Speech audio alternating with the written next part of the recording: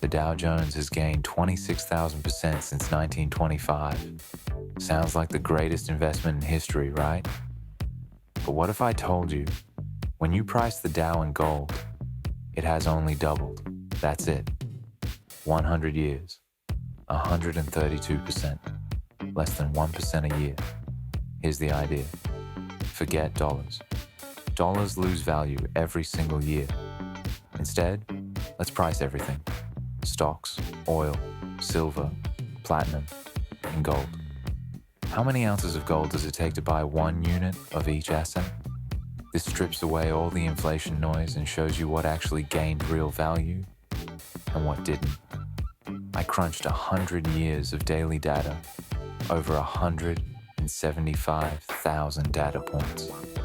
And the results tell a very different story than Wall Street wants you to hear. Let's race them. For the first half of this story, gold's price was fixed by the government, $20.67 an ounce. So every ratio here is a pure reflection of supply and demand, no inflation tricks. In 1925, the Dow to gold ratio starts at 6. By September 1929, it triples, reaching 18.4. The roaring 20s on the chart look like a rocket. Then the floor drops out. The Great Depression wipes out 88% of the Dow's value in gold terms. The ratio crashes from 18 down to 2. 2. Millions lose everything. Banks collapse.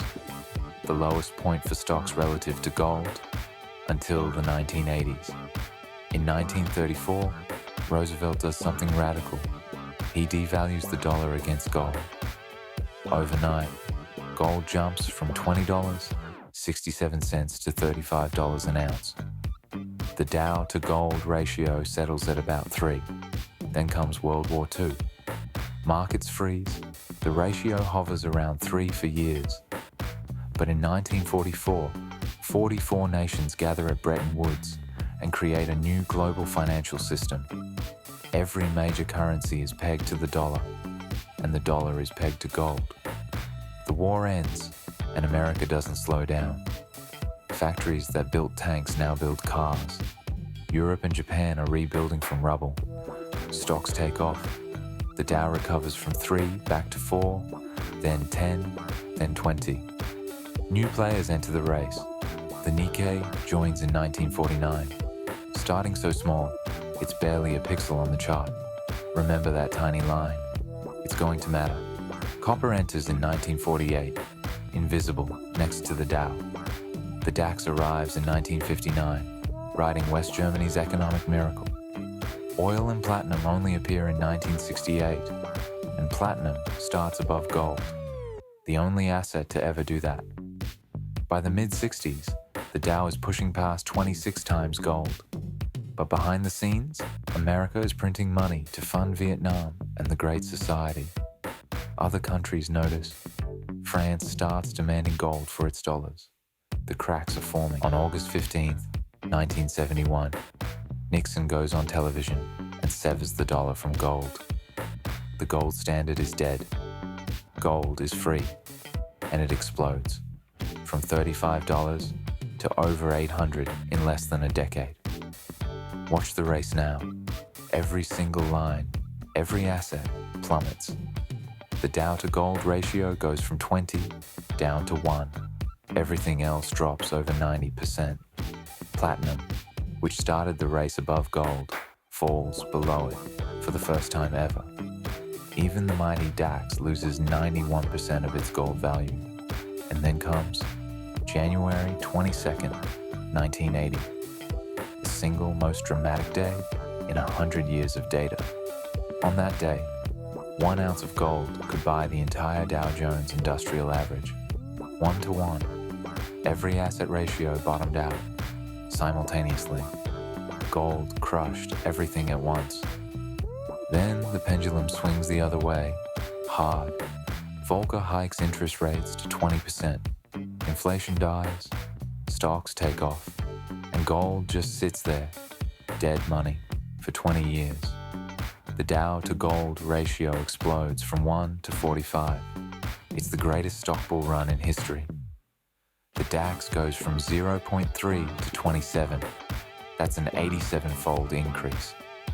And the Nikkei, here's where it gets truly absurd. Remember that tiny line near the bottom of the chart? Starting from almost nothing in 1949, the Nikkei goes 84 times higher, peaking at 0.67 in December 1989. The ratio is still a small number, but the growth is staggering, 84 times. Then Japan crashes. The Nikkei falls 88% from that peak. Japan's miracle turns into Japan's lost decades. Meanwhile, on August 25th, 1999, the Dow to gold ratio peaks at 44.88. Gold's single worst day in a century. Nobody wants it. Stocks are king. Then the 21st century begins, and the world starts breaking. The dot-com crash starts the slide. 9/11 accelerates it, but 2008 is where it gets violent. Lehman Brothers collapses, markets freefall, and gold, the asset nobody wanted in 1999, surges past $1,000 an ounce. The Dow to gold ratio falls from 45 back to about 14. The DAX drops from 27 to 8. Britain's FTSE, which peaked at nearly 39 times gold in 1999, falls all the way back to just under 9, up only 40% over its entire existence, barely positive after more than 30 years. Commodities get destroyed. Platinum, which started at nearly 7 times gold in 1968, hits an all-time low of 0.33 just a few weeks ago, a 95% collapse over the full dataset. Oil touches near zero in gold terms when prices go negative during COVID. Silver hits its lowest point versus gold during COVID, worse than the Great Depression. Not a single commodity beat gold over this 100 years, not one. So here's the 100-year scoreboard. Stocks beat gold, but not by as much as you'd think. And commodities, not even close. The winner, Japan's Nikkei, up 942%. After the 88% crash, it still ended up the biggest winner. The rise is absurd. The crash is absurd. And winning despite the crash, that might be the most absurd part. Second place, the S&P 500, up 237%. Third, the DAX, up 224%. The Dow doubled. The FTSE barely held on. The Dow to gold ratio is cyclical.